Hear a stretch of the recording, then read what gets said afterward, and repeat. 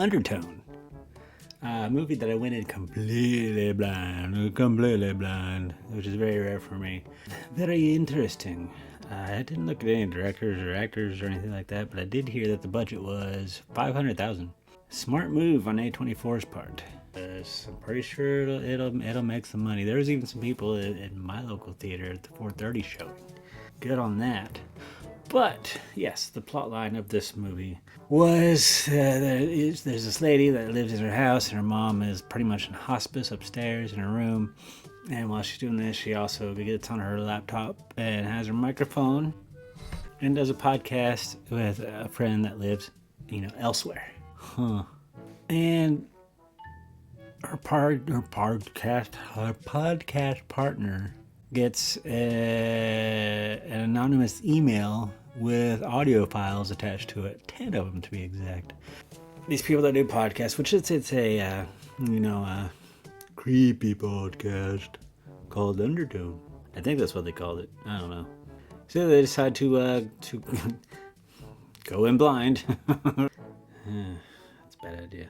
Go in blind on these audio files and click them one by one and kind of go over them as they're going along, and as it's going, creepy shit's happening.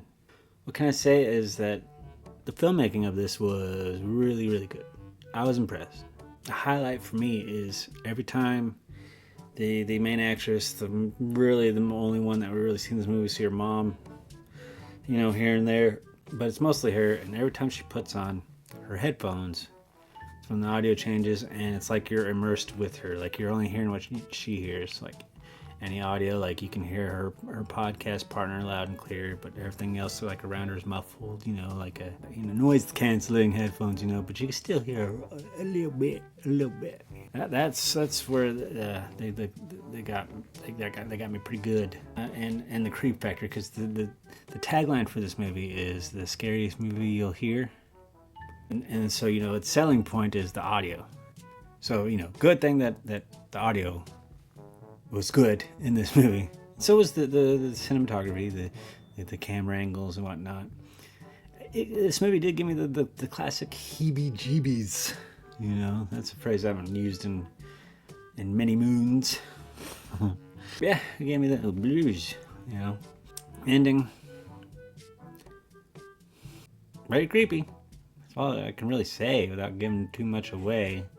I will say though, the storyline of this movie though was kind of a miss for me. But also this genre movie is not really my bag, baby. But I do appreciate the filmmaking. The performance was fine. She did good. But yeah, it was mostly the filmmaking that worked for me. It's a slow burn, and it builds up, and just those creep factors. And then we get this weird ass fucking ending. That kind of there was a part or two that made my butthole pucker about. But overall for the movie though, meh. Comes to the story. So overall, I will recommend this movie, but mainly at the theater, which I'm always selling go to the cinema, but really this is one that you need to go to the cinema to get the audio effect, or if you wait for your home, hopefully you have a good audio system, or at least crank your shit up. Don't watch it on your phone with no earbuds or anything like that. But yeah, again, story. Whatever. And I'm not really a big fan of the genre. But with the impressive filmmaking and it being such a small budget and it's going to profit, take notes, studios.